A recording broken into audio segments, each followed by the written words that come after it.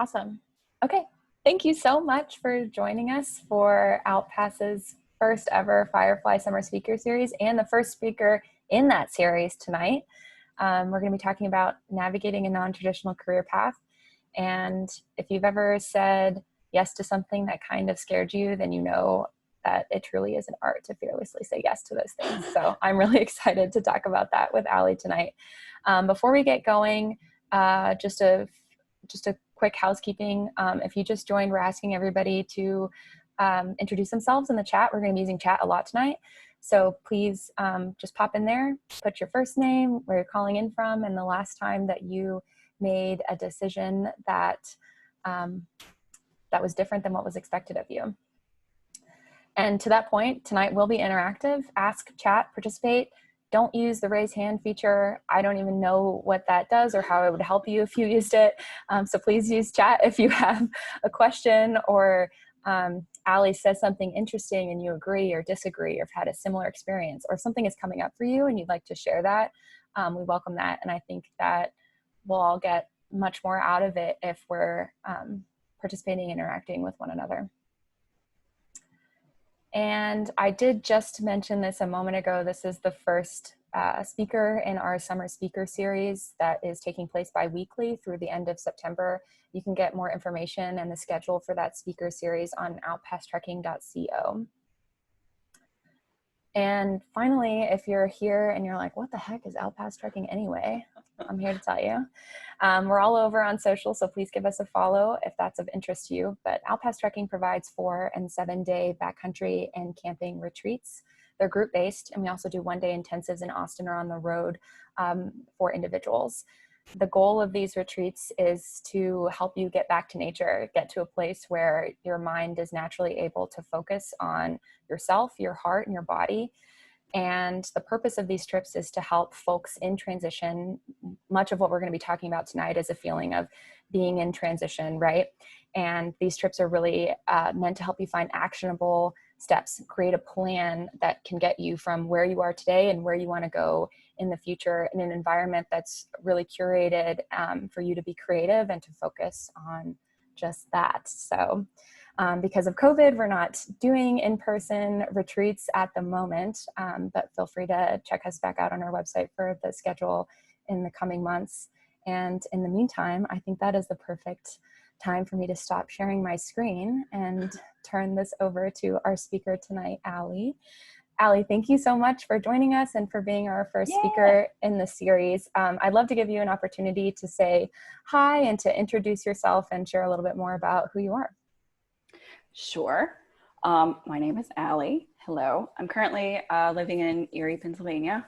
I was born and raised in like the most cliche suburban town in Texas, like near Fort Worth. Think like rednecks and racism, and that's that's where I grew up. Went to school at Baylor in Texas. And as I was going through school, I just like was not really into it. And when it came time for graduating, I decided that I didn't really want to go forward in like the traditional linear path of like going on to grad school and then getting a job and then like finding somebody and settling down and getting married and have kids. And I just, that like did not appeal to me at all. So I decided to give myself 5 years to just kind of say yes to whatever came my way. I ended up moving to Thailand for 2 years, taught English, came back, had a variety of jobs in retail and was a nanny for a while. And now I've kind of found myself in Pennsylvania and starting up like a plethora of my own businesses, which I never thought I would ever be doing. That's awesome. I'm so excited you're here. Thank you for joining us. To kick off this discussion, I actually I want to start with somewhat of a banger. And I want to ask you, it's a question that I think helps me get to know people a little bit better. And for folks listening, I'd love if you could also share your responses to this question in the chat. But Alli, could you tell the group something that you don't want us to know about you? Oh my God, no. Just kidding. I feel like it's like as I've gotten older, I've actually developed this, I think it's bad habit of being so focused on what other people think about me, that I don't actually pursue things that I know are right and that are totally me. And I end up being afraid to going after something. And so I'm like constantly trying to work on that. But yeah, is that good? Yeah, that's awesome. Thank you for sharing. Cool. All right, so we're definitely going to go there today, y'all. And if you've shuddered at the thought of having to answer that question in this group, obviously you could see Alli was shared in some of those feelings with you. But I'm curious, what would you say? Please type that in the chat. What do you not want this group to know about you? And just a reminder, this is interactive, so please continue to share if things are coming up, or if I ask Alli a question and it brings up something for you, please pop your own answer into the chat as well. Thank you for humoring me with that, Alli. Yeah, girl. I don't want to get too far along without acknowledging that we've actually been friends for well over a decade. I know. And I think I would be remiss if I didn't give you an opportunity to share something about us or our friendship with the group. Oh my God. Well, I would first like to say thank you for having me on as first, because if you're not first, you're last. I don't know. It's been like a wild ride, and it started from like band in middle school. So who would have thought that we would be here now? But you've always been like my biggest cheerleader. So thank you for that. I feel the same about you. Thanks. I agree. It has been a wild ride. And tonight we're going to talk about non-traditional career paths. And when I was thinking about this topic as being one that would be poignant for the Summer Speaker Series, you immediately came to mind because you had an actual strategy behind achieving a non-traditional career path. And it's a pretty good one, and a pretty interesting one. And so many people say, about their careers that they don't even know how they ended up where they are, but I feel like you do. Yeah. And I think that's a pretty special part of your journey. So could you just share a few memorable moments? Like what was the, maybe from the start, the moment that you realized college wasn't for you, and some kind of memorable points along the way that you feel like have led to where you are today? Yeah. I don't even I don't know where to begin, but I like never really, college was like not, going to college was always what I was told I was going to have to do. And I wanted to do that.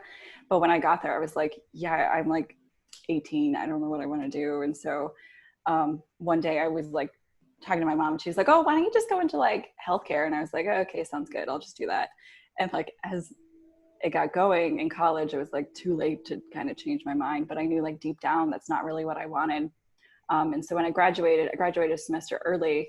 And so I kind of had like some wiggle room in my mind to like figure out what I wanted to do. And that's when I just said, like, fuck it, I'll just give myself 5 years to say yes. And then this program through Baylor came about, I don't even remember how, but it was a program for 10 months for new graduates to go over to Thailand and teach English for 10 months. And so I went over there with a group of like 30 or so people. And I loved it so much that I ended up staying a second year. And that second year I was alone. All the other people from the group had gone back to the US. So that was like a really big adjustment period, because the prior year I had 30 other people to rely on as we like figured out a language and a culture and food and all that. And so I really learned what it means to truly be independent. I didn't have family or friends to kind of back myself up with. And so I had to branch out. I had to learn the language. I like became friends with local Thai people, and we're still friends today. And that was like a really cool thing looking back. And I'm pretty proud of myself for being able to survive that. Survived a military takeover. Nobody told me that that was happening. So I had to learn kind of to just go with the flow on that. And that was like a lot of what Thailand was about. Nobody really gave the foreign language teachers like heads up on what was going on. So some days kids wouldn't show up to class and you would just like, oh, okay, I guess this is not happening. There was 15 other teachers from all over the world in the office. And so that was like a really unique opportunity to work with people from literally all over the world. We had to like learn how to communicate with each other because not everybody spoke great English. And so you had to figure out, some sort of like sign language or how to communicate. And that was like a really unique opportunity. And I really enjoyed learning about other cultures and other people's like upbringing from all corners of the world. I don't even know. What was the question? Well, you were kind of explaining a little bit more about your journey, and Thailand is like clearly a very big like pit stop and one that happened like immediately outside of school. I'm curious, like, what was the reaction of your family and your peers when you decided to do something like that, and how did you handle it? Initially, they were like, "Why are you going there? Like, that's so far away," and blah blah blah. And I'm like, "Okay, great. Like, you can stay home. I don't care." And a lot of times people would like post on Facebook or like message me and be like, come home, come home. And it's now those same people that are like grown and directly went into graduating, getting a job, moving on with life. And now they're like, man, I really wish I had those opportunities that you had, like going away and traveling and seeing and doing things. And they're kind of having a little bit of regret. And I'm like, no regrets. Yeah. That's awesome that you can say that you've had no regrets in your career thus far, and you've done so many things. So, you know, we were kind of on that experience in Thailand. Like, what led you back to the United States, and what have you done since then? One of our good friends, Katie, was getting married. My cousin was getting married. I just felt like my time there I was enjoying it, but I also was really starting to miss home, and I wanted to leave before things got like toxic, where I was like not enjoying life over there. And so I decided to come back. I ended up moving to Rhode Island, met a girl there. She was like, hey, you want to move in with me? And I was like, okay, yeah, sure. So we ended up getting an apartment there. I didn't have a job, and I just moved there. Ended up getting into retail, which I had never done before. And it was all about local businesses. The store was selling local Rhode Island products, and I thought that was really cool because one of the things in Thailand that I learned was how important being local and staying local with your community is. And so I really enjoyed that aspect. I became a nanny. That ended abruptly when I found my boss dead. And then I had to learn how to deal with like all sorts of things with that, and got back into retail, and that's kind of where I am now. Wow. So many pieces like tie your story together there. It's so fascinating. You seem to approach these like really big things, these moments of like, oh, who am I going to live with next? What country am I going to live and work in? With this like just effortlessness of making your decisions. That's how it appears on the outside. Like, peel the layer back for us. Like, what goes through your head when you're about to make a decision like that? And like, how do you become so okay with something that for other people is really big and really hard? Honestly, not a lot of thought goes into it. I just kind of fly by the seat of my pants. And my family always jokes like, oh, you'll just land on your feet. You'll be fine no matter what you do. But yeah, really not much thought goes into it. I just think, oh, okay, yeah, like moving to Rhode Island, I've never been there. That should be fun. Like, I'll just see what that's about. Thailand seems cool. I'll do that. Like retail. Oh, okay, never done that. I'll try that. So I don't know if it was like my upbringing or my like self-confidence that just kind of should like own it.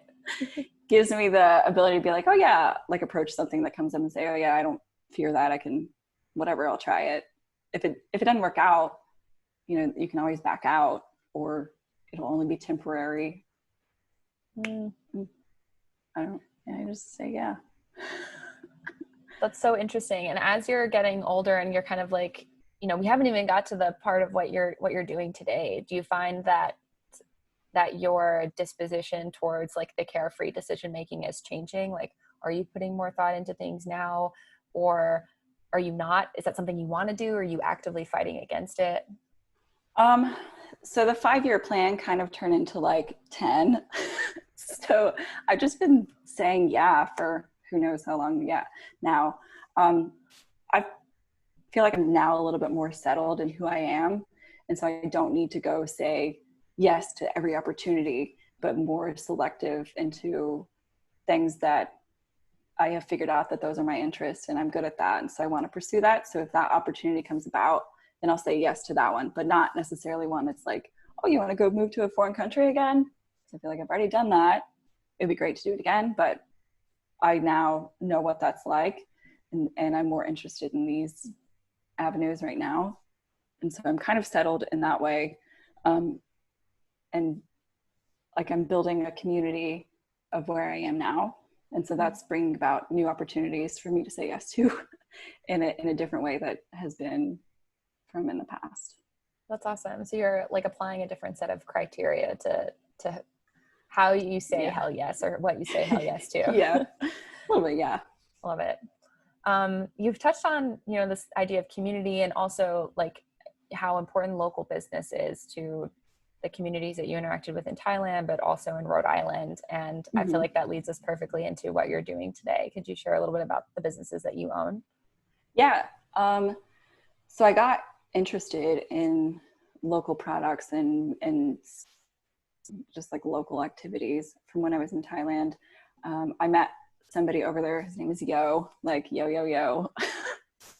And he has started up this huge like program in his village that he grew up in, teaching people in his village, the importance of education and how to improve their lives and using their own resources in their own community. And so I really enjoyed that aspect of it. And then when I got into retail, I enjoyed, supporting local artists and local entrepreneurs. And there's so many great resources in your own community that you probably don't even know about, because we have things like Amazon and big box stores, and you can just get anything at your fingertips through the internet.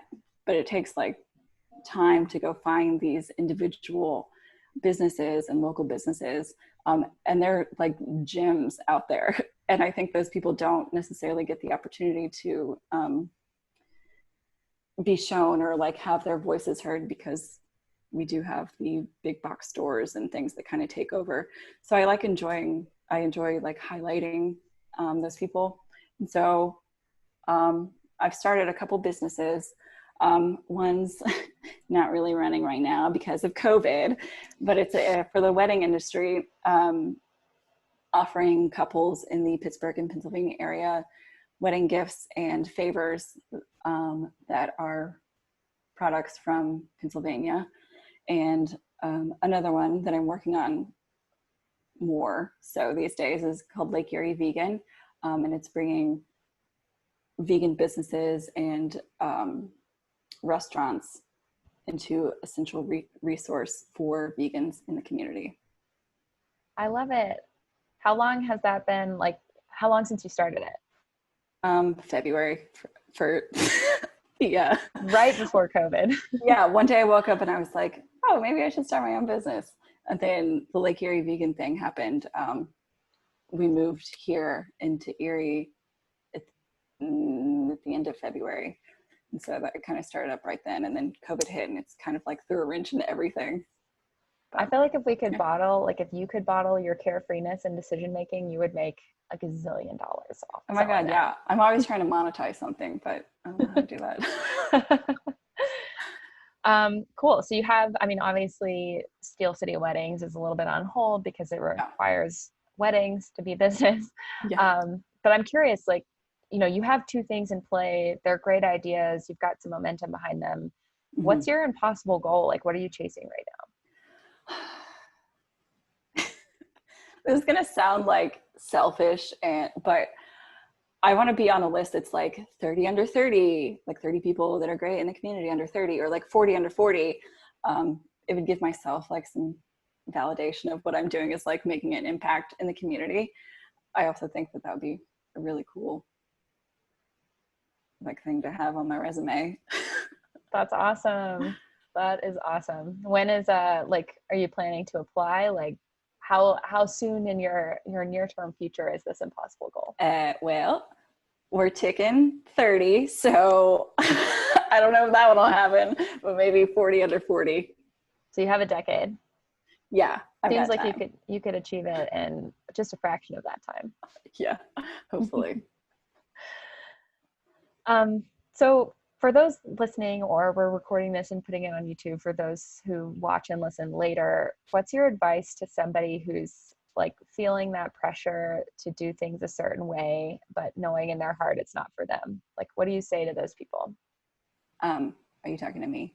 I am talking to you. Okay. I would say I totally understand what it feels like to know in your heart that what you're doing is not what you truly want to do. It's okay to feel that way. And it's okay to not know how to get out of that. And it's just going to be okay.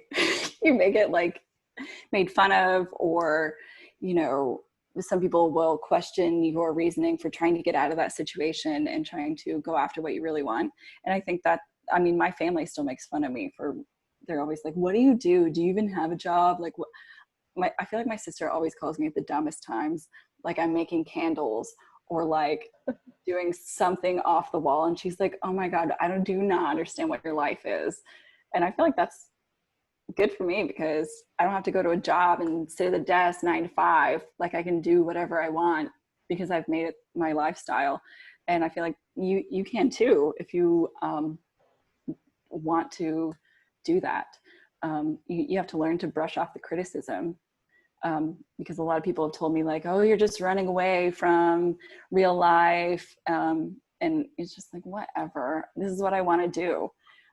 Sometimes I do feel like I have missed out on a couple of things. Like I've never really had office drama to talk about, or like my coworkers, or when I was a nanny, they were like a bunch of kids. And so like I didn't have adult relationships.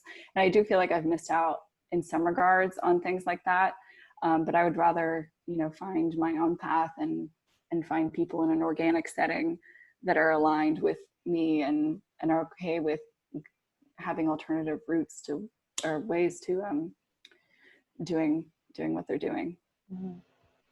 You mentioned that you received a lot of criticism for your decisions, even up to this day, but you encouraged folks listening to brush it off. What were some of the strategies that you used to cope with that criticism and ultimately brush it off your shoulder?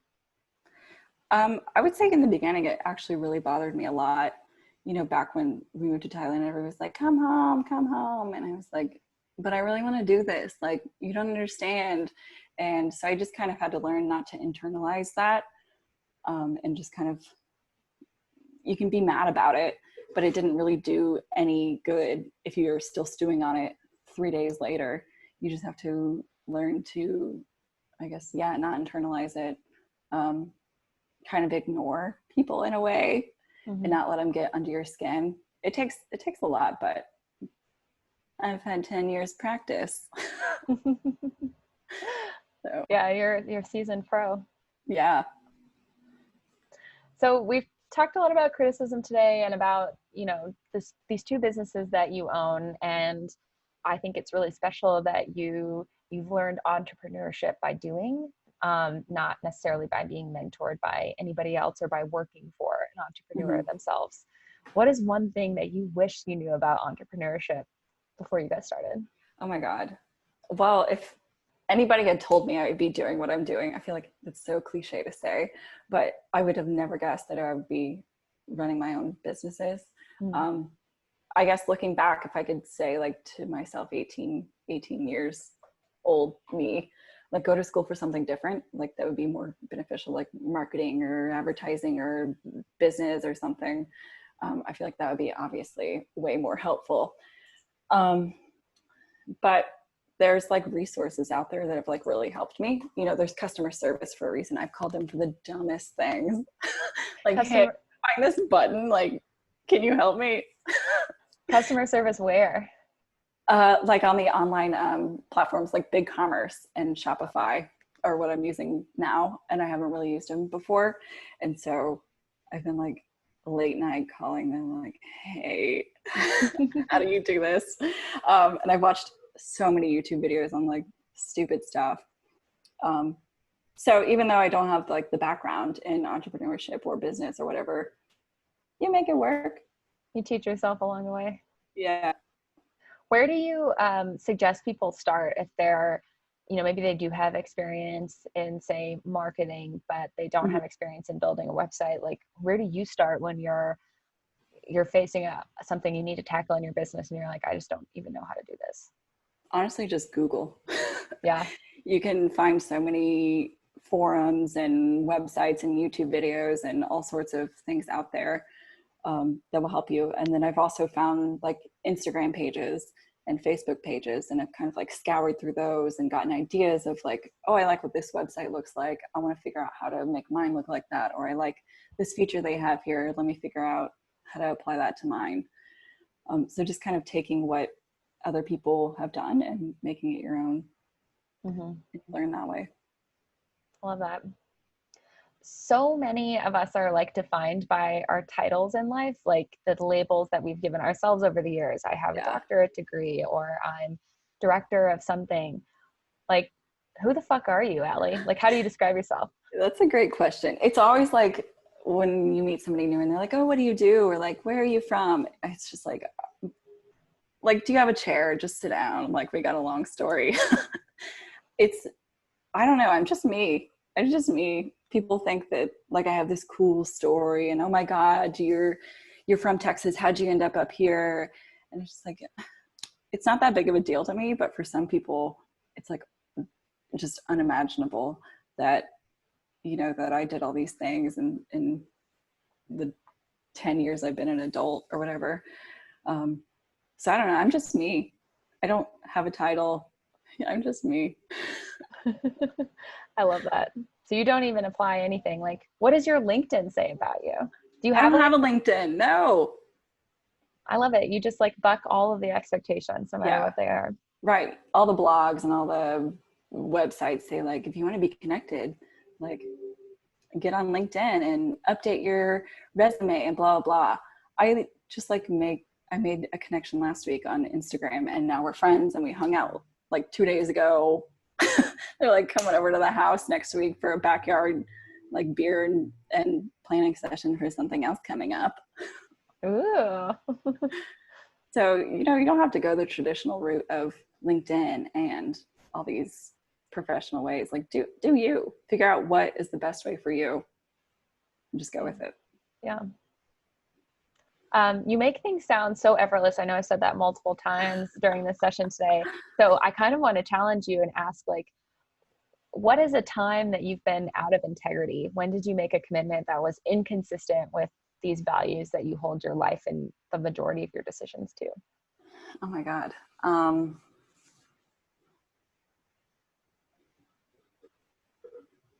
I don't know. I didn't prep you for this question. No. Let's see. There were times when I was a nanny that I was, because first of all, I'm not really a kid person. So that was ironic that I was a nanny. There were times that I knew like that I needed to get out of that job. It was turning like a little toxic. I wasn't enjoying it as much, but I felt like I had to stay there because of the kids. And that was a lot of internal conflict going on because like I just felt like that time needed to end, but I couldn't say no. And I feel like I wasn't being true to myself in that way. And what eventually got you there? Like, at what point did you realize that you weren't being true to yourself in staying in that role, and what got you out of it? It was like several months of me feeling like, oh, this is like wrong. I don't know what's going on. And then I just had like an epiphany kind of that I just need to get out of this situation. And unfortunately, the way that it came about, it wasn't a planned way. I found my boss dead. And so the job ended abruptly. And so that kind of, that's how that ended. Yeah, I remember that I was in like a meeting, I think somewhere after work, and you called, and I'm really glad I answered that call. Yeah, that was rough. Yeah. What a way. I mean, I feel like most at times in our lives when we find ourselves out of integrity, it's pretty rare, I think, for a situation to have that particular ending. I know. Like probably what? For the better. Yeah. Right. It wasn't any way or any ending that I could have ever imagined that job coming to a close with, but death happens. So as we wrap up over the next few minutes, I kind of want to bring it back to your two businesses, but maybe we talk about the vegan one specifically, like Sure. Thinking about the next steps and really getting that business off the ground. What are you scared of? I'm scared that there's not really a vegan community out here or a need for it. It was started because we came out to Erie last summer and on little vacations, and we were just like searching in Yelp and Google like vegan food, and literally Outback fucking Steakhouse came up, and I was like, are you kidding me right now? And like Wendy's and Subway and all these like just fast food options came up that don't really actually have vegan options. And so I moved up here. I was like, yeah, this needs to change. And so the initial plan was to kind of like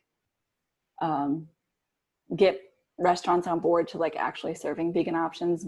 But as it's turned out, there are vegan friendly restaurants and businesses here. They just are like terrible advertising.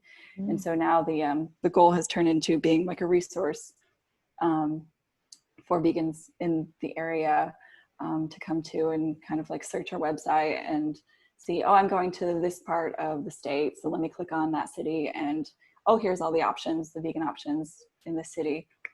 And so it's kind of been evolving, and it's a little bit scary because I still don't know if there's a need for it. But I do think it's growing pretty quickly in the few months that it's been around.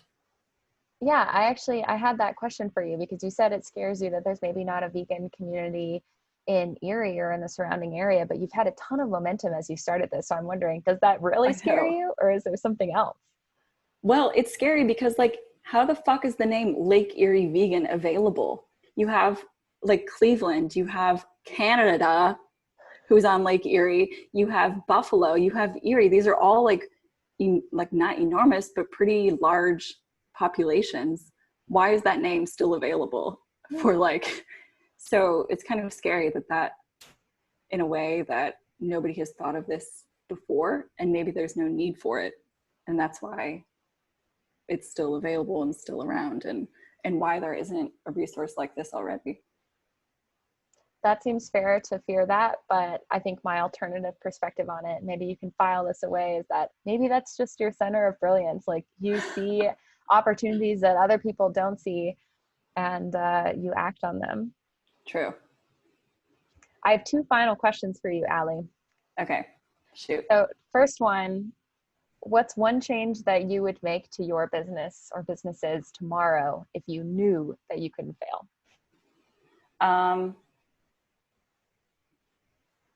I would not be afraid to expand on things. Right now, I'm just kind of like sticking with my little city.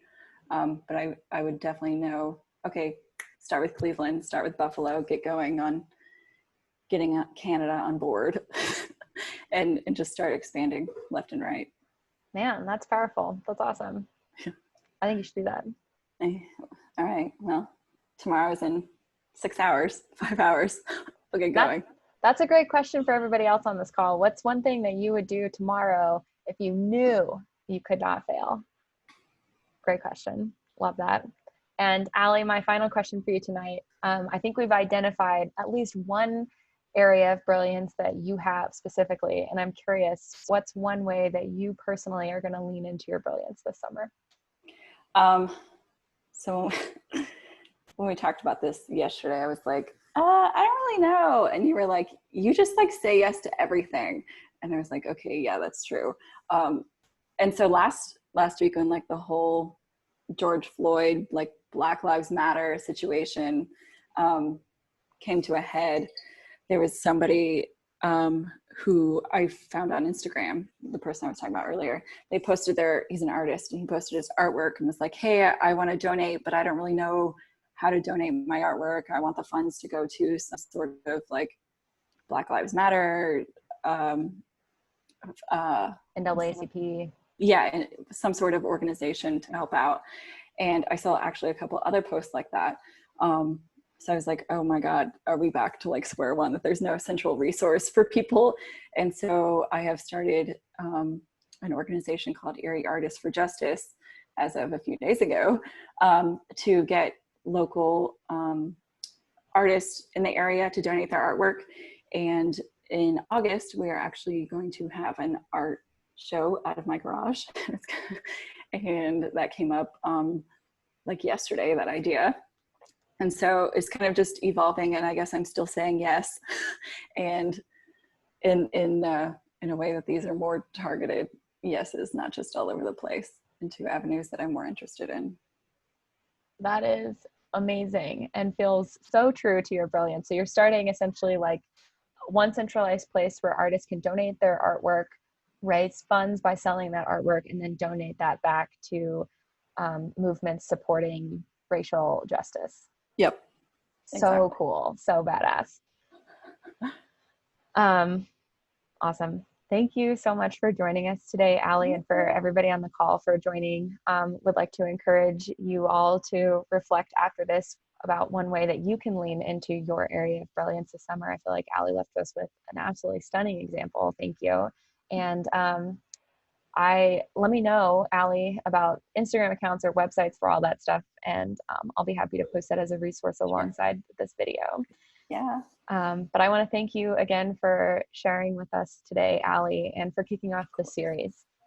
I know. Exciting things coming ahead. Exciting things. I'm excited to see the other speakers. Me too. Thankfully, I didn't have to follow them. No, you kicked us off. You did a great thing. Oh, my little thing is there. There we go. Cool. Awesome. Well, thank you, Alli. Thanks everybody else. Yeah. And I hope you all have a great evening.